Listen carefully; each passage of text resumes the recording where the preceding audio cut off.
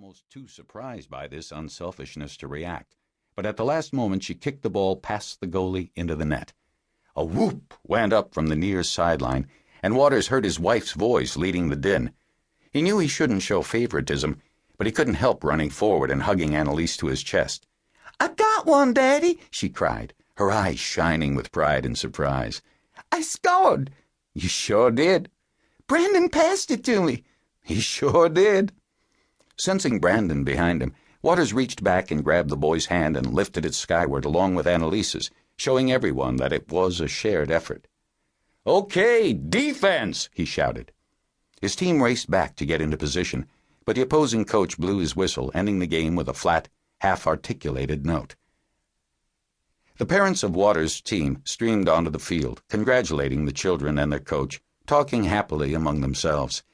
Waters' wife, Lily, trundled forward with the ice chest containing the post-game treats, Powerade and Oreos. As she planted the igloo on the ground and removed the lid, a small tornado whirled around her, snatching bottles and blue bags from her hands.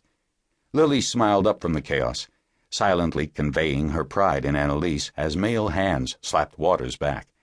Lily's eyes were clear and cornflower blue, her hair burnished gold and hanging to her shoulders.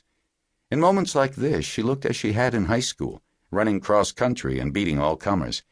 The warmth of real happiness welled in Waters at the center of this collage of flushed faces, grass-stained skinned knees, and little Jimmy O'Brien's broken tooth, which had been lost during the second quarter and was now being passed around like the artifact of a historic battle. "Hell of a season, John," said Brandon Davis's father. "Only one more game to go." "Today was a good day." "How about that last pass?" "Brandon's got good instincts." "You better believe it," insisted Davis. "Kid's got a hell of a future. Wait till AYA football starts." Waters wasn't comfortable with this kind of talk. In truth, he didn't much care if the kids won or lost. The point at this age was fun and teamwork, but it was a point a lot of parents missed. "I need to get the ball," he said, by way of excusing himself. He trotted toward the spot where the ball had fallen when the whistle blew. Parents from the opposing team nodded to him as they headed for their cars, and a warm sense of camaraderie filled him. This emerald island of chalked rectangles was where it was happening today in Natchez, a town of 20,000 souls, steeped in history but a little at a loss about its future. In Waters' youth, the neighborhoods surrounding these fields had housed blue-collar mill workers. Now they were almost exclusively black.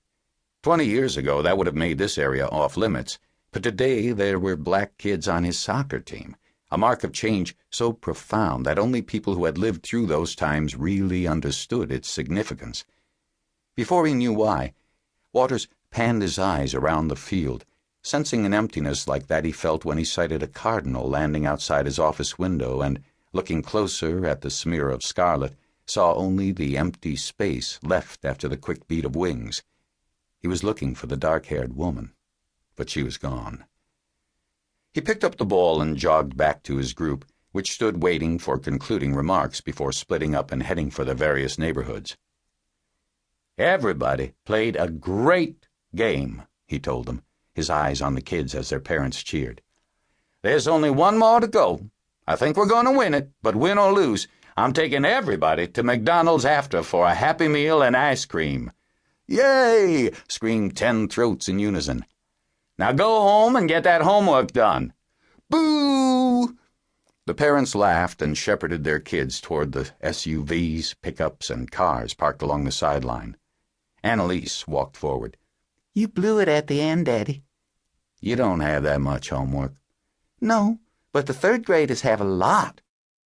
Waters squeezed her shoulders and stood, then took the igloo from his wife and softly said, "Did we have homework in second grade?" Lily leaned in close. "We didn't have homework until 6th grade.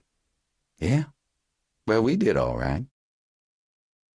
He took Annalise's hand and led her toward his muddy Land Cruiser. A newly divorced mother named Janie somebody fell in beside Lily and started to talk. Waters nodded, but said nothing as Janie began a familiar litany of complaints about her ex. Annalise ran ahead toward another family whose car was parked beside the Land Cruiser. Alone with his thoughts for the first time.